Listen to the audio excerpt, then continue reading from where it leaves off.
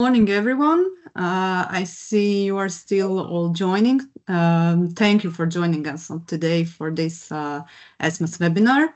My name is Alexandra Bojanic. I'm from ESMA's communications team. And before we start with the presentations, let me just go through some technical information.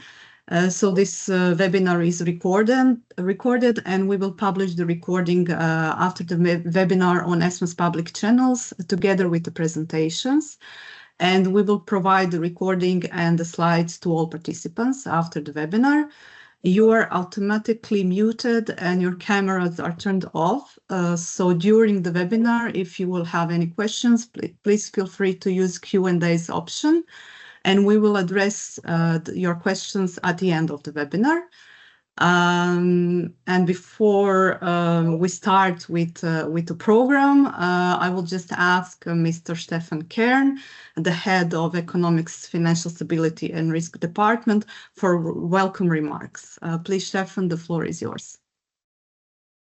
Thank you so much, Alexandra, for the introduction, and thanks to all of you here on the webinar for joining us today to discuss a topic which is very close to our hearts, namely ESG funds and their namings and the impact of naming changes on the investment flows, which is the topic of today's webinar, and it is also the subject of the analysis that we published just a few days ago in this matter.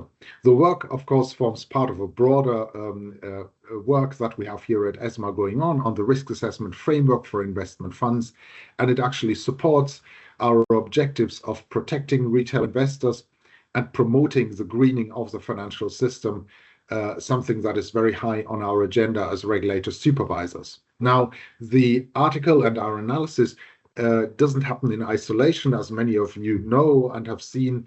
It builds on the ongoing analysis and monitoring of the developments in this particular part of the financial markets, and it follows on an article that we actually published in October 2023, where we showed that funds are increasingly using ESG terms in their names, and that investors actually consistently prefer such funds. Fund names, of course, are often the first signal that investors actually receive about the product itself.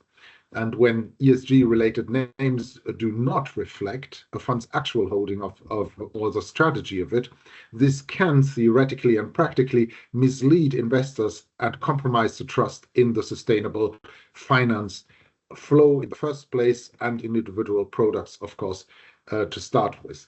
And that is where it all starts for us. We want to make sure that investors, retail investors in the European Union, in the single market, can actually rely on what they get from the funds and the way they are displayed to them. Now, our analysis provides an overview first of how the use of ESG-related terms in fund names has evolved over time, and then it examines how such naming decisions actually influence the fund inflows, and with that, the investment decision of retail investors. What we find is that, first of all, there is a strong marketing power of ESG terms. And second, it is very important that the alignment between a fund's name and its actual strategy exists. So both the name itself and the actual strategy stand in a very close correlation. Now, this reinforces the relevance of our policy work. ESMA guidelines on ESG and sustainability-related terms and fund names, which aim to ensure the clarity, the consistency, and the investor protection angle of in the market. Now, our program today starts off with Federico Piazza, a colleague of ours in the economics department, who played a key role in actually undertaking the analysis together with a few colleagues in our department. He will present to you in greater detail the findings. Second, it's a great pleasure to have Davide Tassi with us. He's a policy officer in the investment management unit and has been directly involved in the publication of the guidelines themselves, and he will discuss the relevance of these findings from a policy perspective. And then finally, Alexandra already pointed to that, we'll have an opportunity for a Q&A session where you can actually ask questions and we will try to address them from the two angles that we have, the analytical and the policy angle. And it is Claudia Guagliano, our head of Consumer Sustainability and Innovation Analysis, who will actually steer you through the Q&A session in that part. With that, I hope this analysis that we're presenting today and also the discussion that we're providing will be of interest for you. And it's my great pleasure to now pass it on to Federico to present to you the details. Federico, over to you. Thanks a lot. Thanks a lot, Stefan, and good morning, everyone, also on my side. As mentioned by Stefan, I will be presenting today, but the work has been carried out not only by me, but also by the colleagues, which are also mentioned in the slides, so Adrian, Niels, and Julian, which are also present today and will potentially intervene in the Q&A session later. I'll start the presentation by providing, say, a general background on why we decided to carry out such an analysis, both from a more academical and policy-related perspective. And then I will be moving on the data we use, the findings, and finally pass it over to Davide for his discussion. So without further ado, I think we can kick it off, starting, as I said, to try to provide an idea of why we decided to study ESG-related fund name changes. And first and foremost, fund names are one of the most used piece of information for investors, so they directly influence investor behavior. And of course, they can provide information on investment strategy and on some specific theme in which the specific fund is invested in. And in the literature, with already it backs also about 20 years ago, there has been a few evidences of the impact that specific words into the fund name can bring. As I said, around 20 years ago, Cooper published a paper where he found that adding an innovation-related word would lead to additional inflows. And there are a few other examples in the literature, and a few of these also pertains specifically to terminology which is close to ESG. As Cochard, for example, in 2023, he performed a similar exercise, 2 hours, and albeit on a global sample of funds, and he also found let's say positive effect, so additional inflows for those funds who decided to add an ESG-related term. Moving on and moving the focus from, let's say, a more academical perspective to a policy-related, also reason why we decided to carry out an analysis on fund name changes stems from the publishing of the final report on the guidelines on funds name using ESG or sustainability-related terms, which dates almost 1 year ago. It was the 14th of May, 2024. The reason why the guideline we'll discuss a bit more later were published, it's to provide some structure, some requirements for those asset managers who were interested in include this ESG-related terminology, which could potentially, as we also saw from Cochard study, draw investor money, so cause some potential net flows. Now, the guidelines have been entered into force and already applicable for all newly created funds, starting from November 2024. And in about a month, the transition periods for existing fund will come to an end. So we're in let's say, still in a transition period, but almost coming towards this end of the transition period. And very quickly, to provide a recap on the guidelines, as there is a specific categorization which we'll be also using and I will be also showing in some of the findings. The requirements that the guidelines have set for the usage of some specific word depend on the nature of the word itself. So whether this is a social or governance related word or a transition, this would require the asset manager to apply some specific requirement, in this case, namely the exclusion from the climate transition benchmark and a specific threshold of investment used to meet E or S characteristic. And then there are some specific requirements from transition.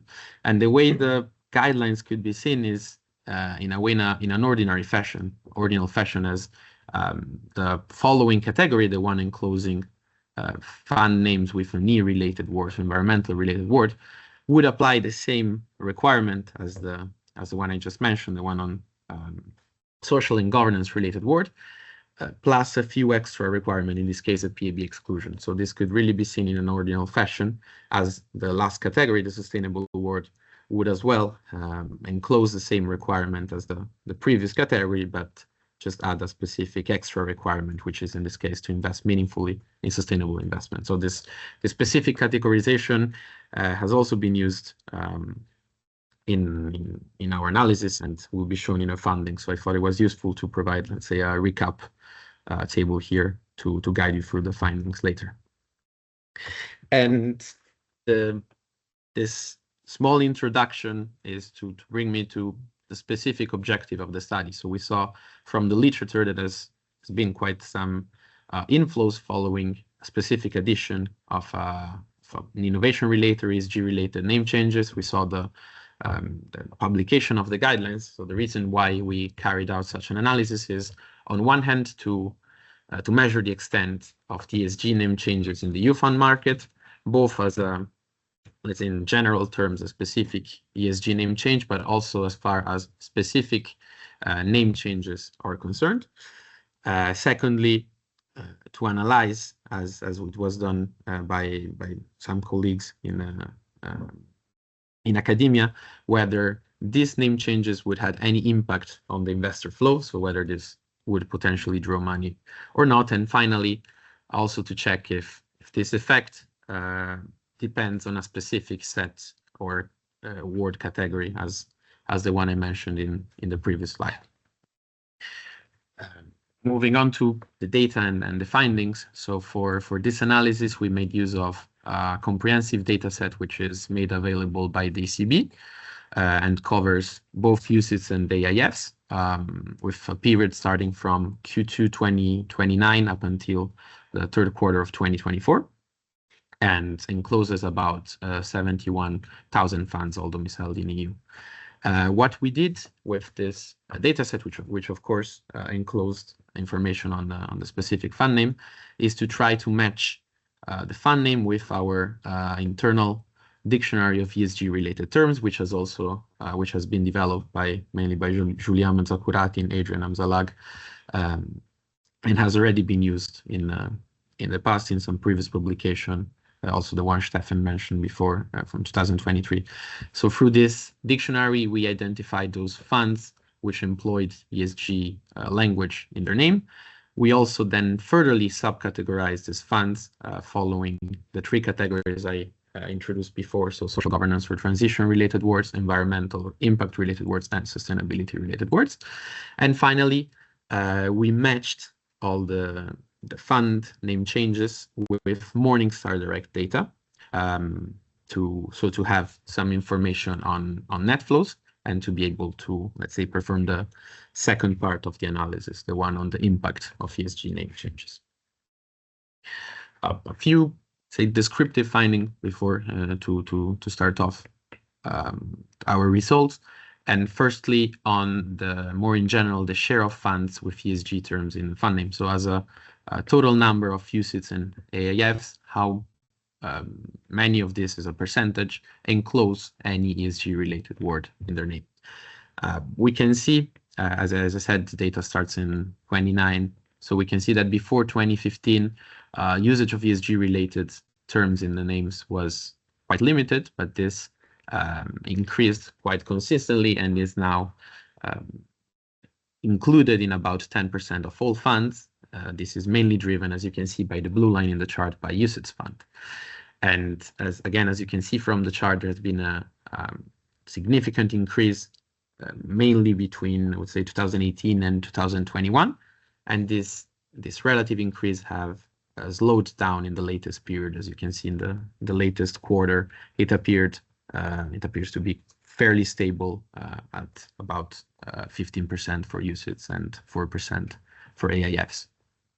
Now, if we focus on this portion of like this 10% of funds, So only the funds which enclose a specific ESG-related term, and now this is in absolute number, not in relative. We could also try to identify if there's any trend as far as the specific name included in the fund is concerned. And here again, we use the same categorization as the one I presented before in the recap slides of the guidelines. I think what we can observe is that starting from 2020, fund names with E words have experienced an important growth and are now the most common fund out of all the universe of fund names which make use of ESG-related terms in their name. And we could also notice that funds with sustainability-related words have been the only category with a small yet decreasing trend from 2022 onwards. That is the yellow line in the chart. With this in mind, we can move from, let's say, the core of the analysis, and that is the specific ESG fund name changes. So the amount of funds that are adding, or in this slide also removing, some specific ESG terminology from their name. And this chart show exactly this. On the blue line represent the absolute amount of funds which had no ESG word but decided to add some specific terminology. And as you can see, and in a way similarly to what we observed in the previous charts, there have been a significant increase of existing funds which added an ESG-related word to their name, especially from 2018 to 2021, with a peak of 250 funds, which in a single quarter added an ESG-related word.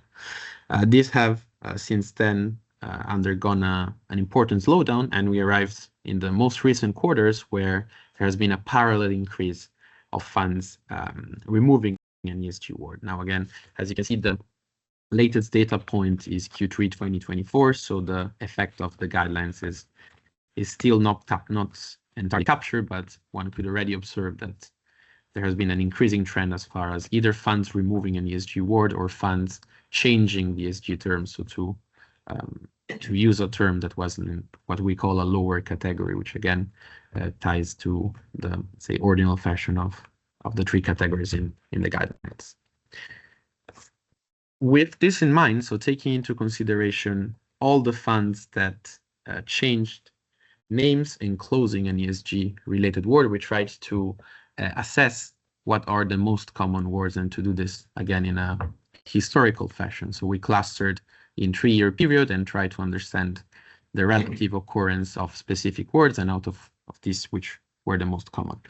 And as you can observe from the bar charts, especially at the beginning, there's a wide usage of what here we call other, which is a wide array of ESG-related terms, including ecology, ethical, solidarity, and other terms. And these are quite prominent in the first years, so from before 2012 up until, we say, 2018.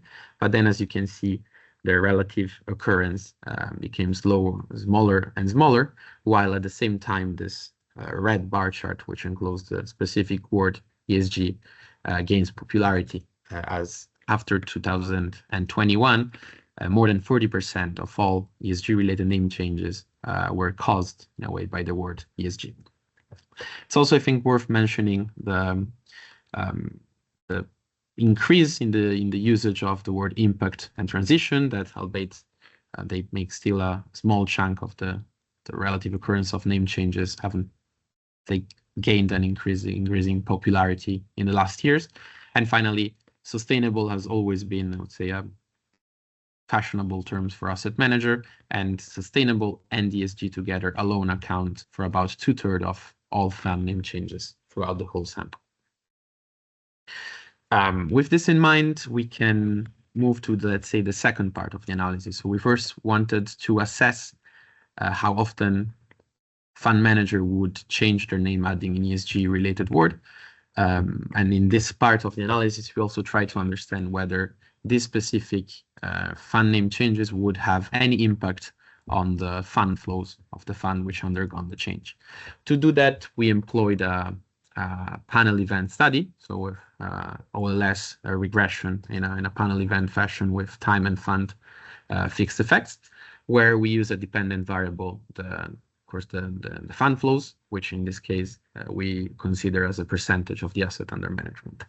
To capture the fund name changes, we make use of some dummies. So 11 dummies, as you can see from the illustration below. 5 dummies representing each of the 5 quarters prior to the fund name change, then a dummy variable in the quarter of the fund name change, and 5 dummy variables after the fund name change. So in a way to capture if there has been any significant change in that specific period. And then we also employ some general control variables specific to the fund, so mainly performance size, age, and country, and also some sustainability-related characteristic of the fund. So as, again, we were using dummy variable, which represent, let's say, almost in a time series fashion, the quarters of the fund name change and the quarters prior and after. Nice way to visualize the regression is, again, to plot this 11 time periods is as a time series in a way. As you can see from the chart here, in the y-axis you have the percentage change as a percentage of asset under management, and then we would have the blue line, which represent the coefficient, and the shaded area, which represent the 95% confidence interval.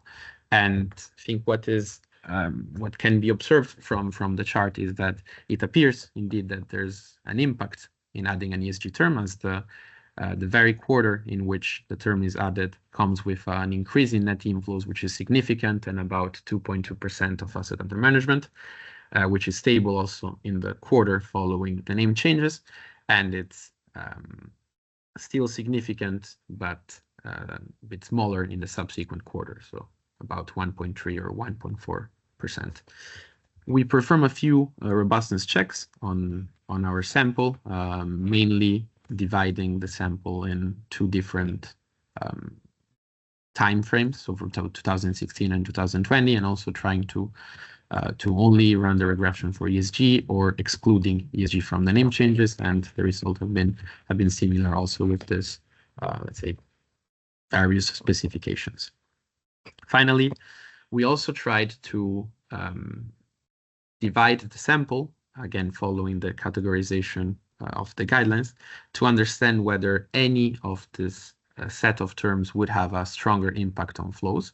And what we found is that environmental related terms are the one which drive the impact the most, as they exhibit a significant and net inflow increase of 16% cumulative in the 4 following quarters after the change. While on the other hand, there's a general insignificance as far as adding a social or governance related term or an ESG related term is concerned. I think I can wrap up here, providing the key findings which I just presented. So on one hand, the first part of the analysis was revolving around ESG, the use of ESG related terms and the ESG related fund name changes. So we saw a strong increase in the use of ESG related terms, as they now make 14% of the total fund universe of UCITS. And we also saw an important increase of fund manager changing their name, adding an ESG related term. Out of this, the most common term has been ESG, as it has been added 40% of the times after 2021. As far as the second part of the analysis is concerned, which is, say, the assessment of impact on fund flows, we saw that adding ESG to a name would in general bring inflows, about 9% cumulative inflows in the first year, with a strongest impact in the same quarter of the fund name change and in the following quarter, but still a positive impact also in the subsequent quarters. And as I showed before, if we then try to divide the sample into the specific ESG related terms, we found that E terms are the word adding an E terms drives this result, as they have a positive and 16% increase in cumulative inflows in the first year, while there's little or no effect from adding sustainability related term or social and governance related terms. And with this, I think I can stop here. I will leave the floor to my colleague Davide, which will provide a quick discussion on well, on the article and on the guidance itself. So from my side, thanks a lot for being here and for your attention. And I leave it to David.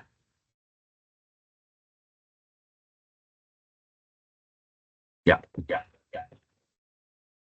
Thank you, Federico. Good morning, everybody.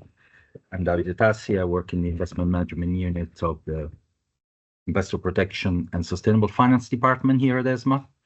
So I'm the policy guy, as you can see from the tie. I think we have enough empirical evidence of what it means to have an ESG name or ESG term in fund names. We have seen that the name attracts investors, and we have seen that by attracting investor, the inflows into the funds is also pretty significant. My role here is to put basically the guidelines on fund names within this framework that was just explained by Federico. So our main goal is to protect investors. In this case, is to protect investors from the misleading use of this ESG terminology. As we have seen from 2015 onwards and until 2021, at least 2022, there was a huge increase of use of this terminology for the reason we have heard. Now, interesting enough, things started changing when ESMA started discussing the idea of introducing requirements for the use of those terms. We launched in November 2022 a consultation paper on this matter. And I think we can see from the graph, and it was pretty evident, that the market started to react to this.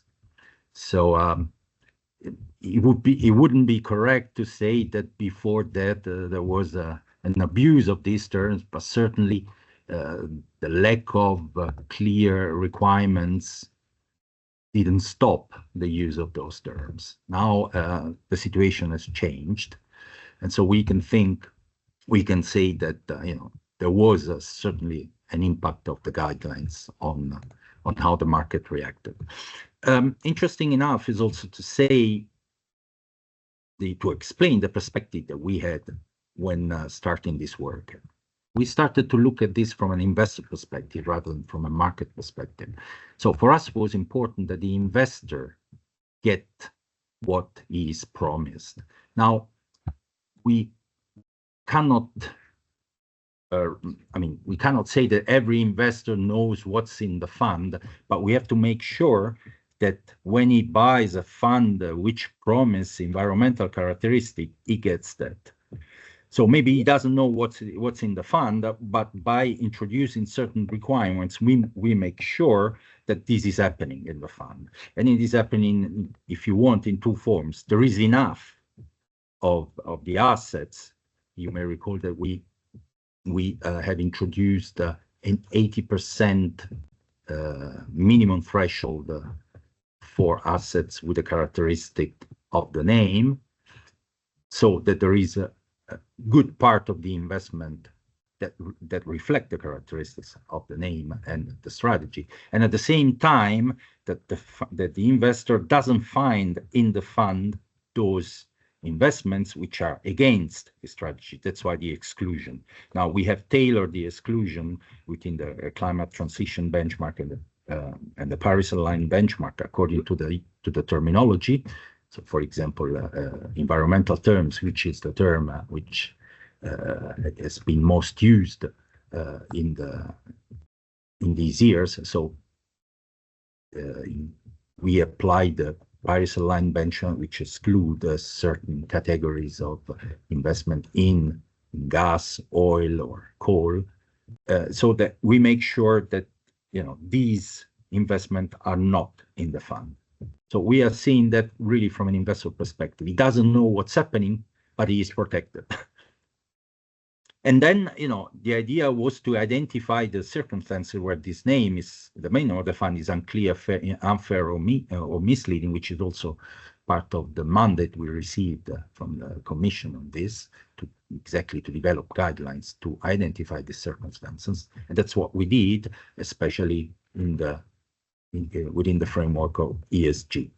And then obviously our role is also the role of the guidelines, or at least our idea is to have a convergence on these standards across all member states. So every fund registered in the European Union will have to comply with the same requirements as everybody else.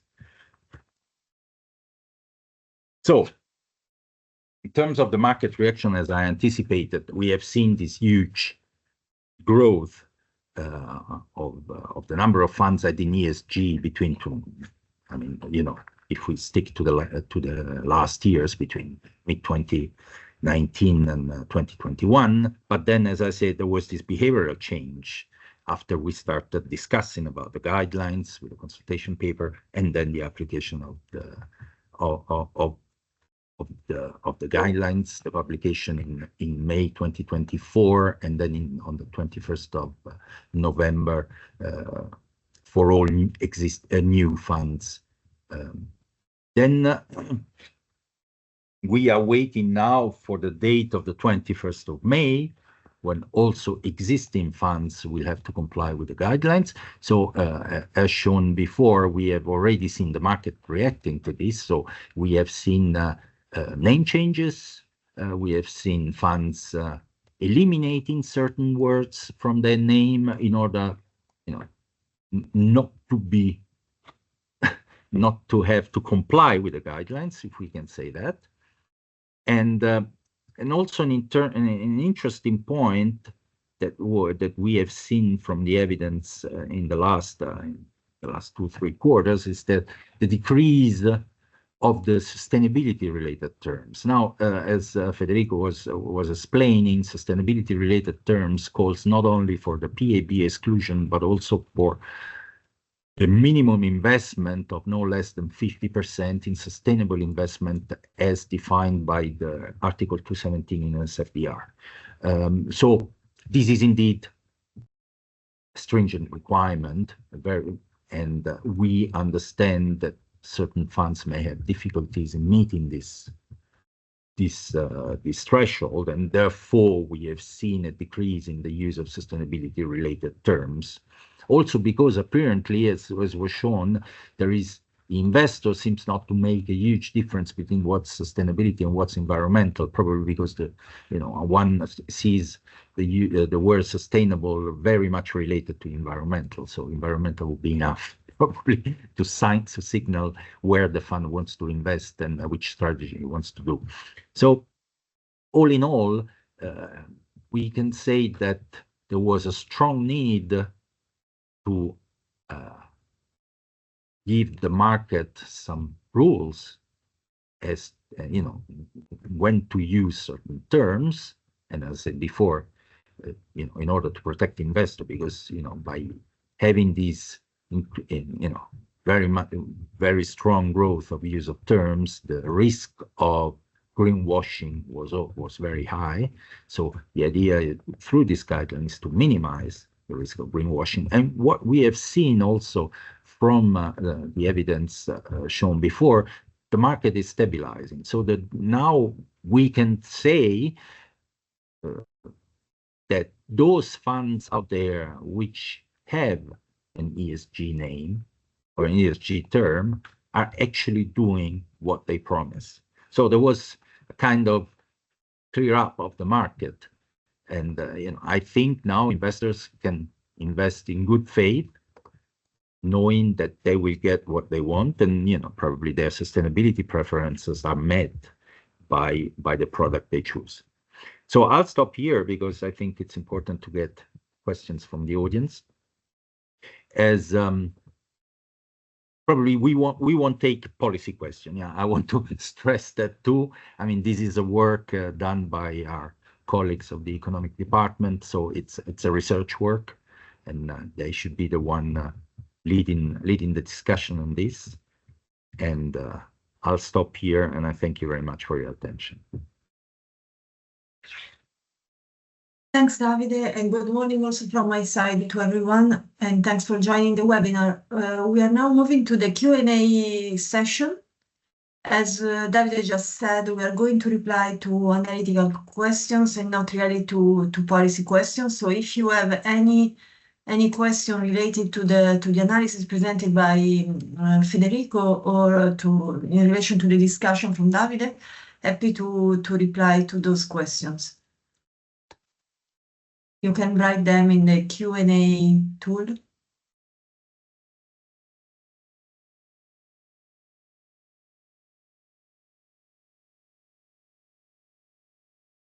Maybe we can say something on, we can reply to the question related to the international cooperation. I don't know if Julian or Davide, would you like to say anything around the international cooperation on sustainable finance topics?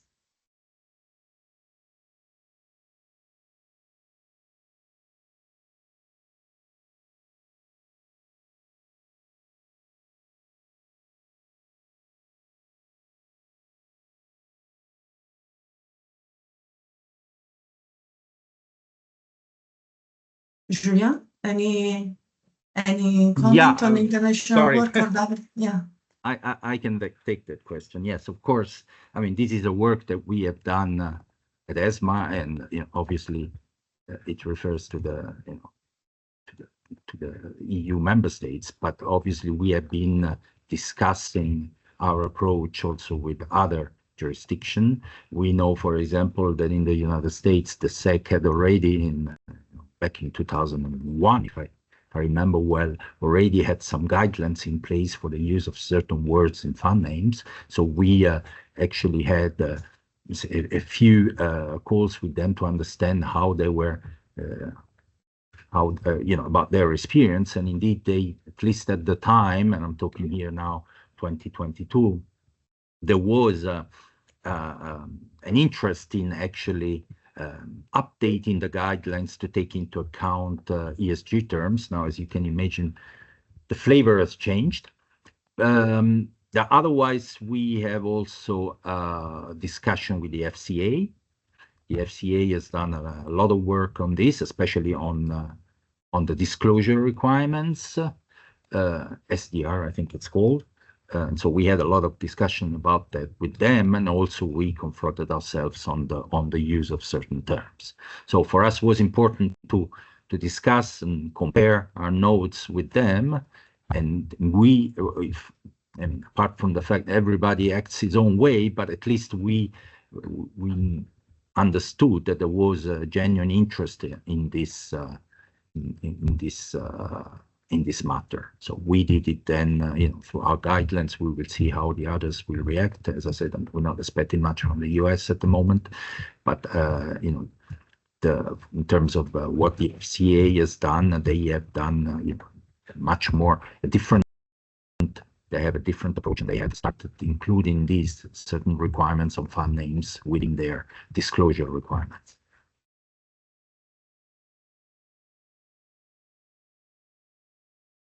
Thanks a lot, Davide. Maybe as we wait for analytical questions, in case they will come, I will give the floor maybe 1 second to Julian to say a few words about forthcoming work, because this is a very important topic, as Stefan said at the beginning, and we are really continuing to work on this topic. Julian, please. Thank you, Claudia, and good morning to all. Sorry, just a second. There we go. Thank you. So indeed, as both Stefan and Federico explained, we've been working on the topic already for quite some time from an analytical perspective, and the work is not over. So we're currently doing some exploration work on portfolio composition, and as part of this, we're closely collaborating with the European Commission and 2 national authorities, the Dutch supervisor, the Dutch AFM, and the German Financial Authority, BaFin. There was a public communication on this from on ESMA's LinkedIn accounts a few months ago. We're developing methodologies to assess alignment between fund sustainability claims and portfolio composition to verify or enable national supervisors to verify these claims, basically.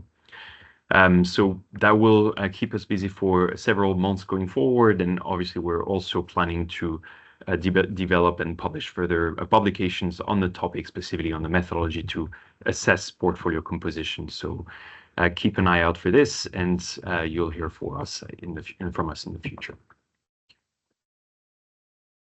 Thanks a lot, Julian. As I don't see any questions related to the analysis we presented today, I would like to thank everyone for joining the webinar. The article is available on our website, and as Alexandra said at the beginning, we will publish also the recording and the slides that Federico presented today. Thanks a lot for joining, and see you at the next webinar. Bye.